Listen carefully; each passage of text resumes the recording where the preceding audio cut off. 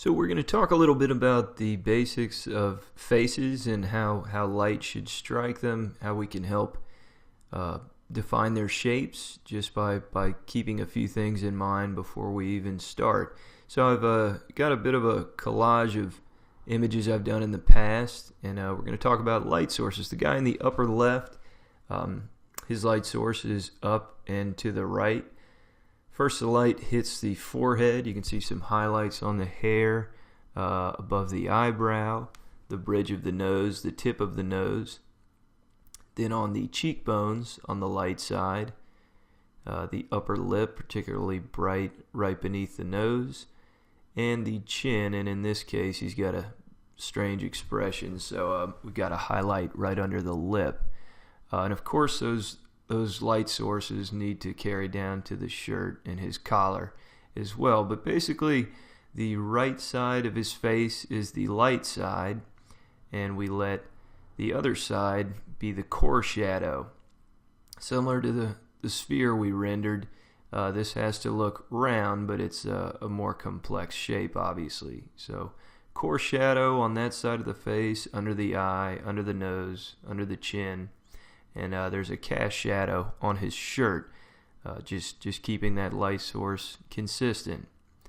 Once we have that, I'll add in some reflected lights, secondary light sources, to the edge. So we've got that white color on the sides, on his cheekbones, and on his lower lip.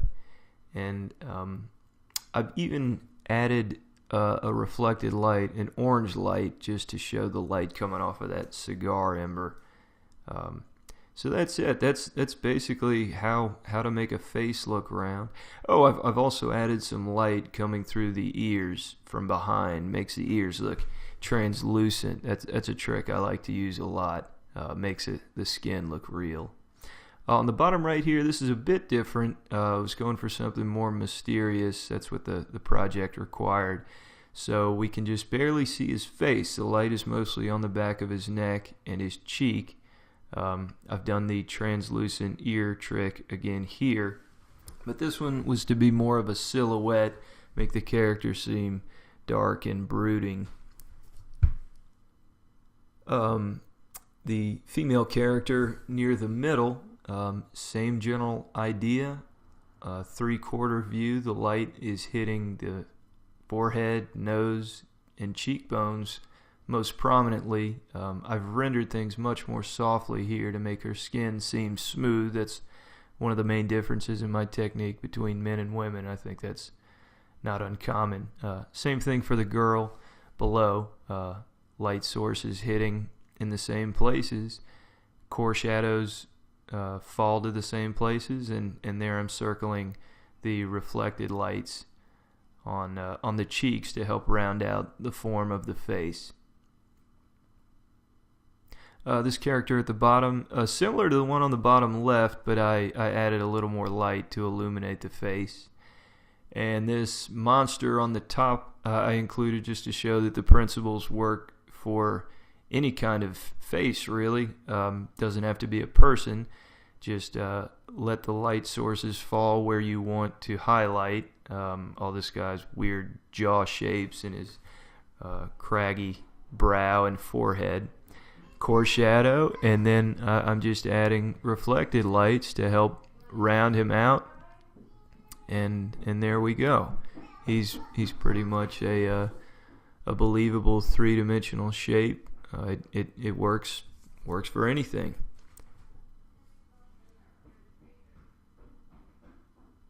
So as an exercise, I thought we would render in a simple face. This is a sketch I had done beforehand.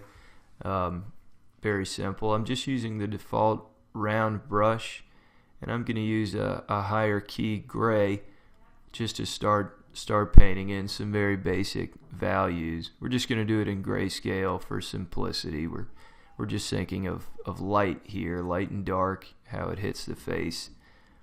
So upper right side of the forehead, bridge of the nose, the cheekbone on the right side, light underneath the nose on the upper lip, some light on the cheeks here, the bottom lip, below the lips and on the chin, and already this looks quasi-believable.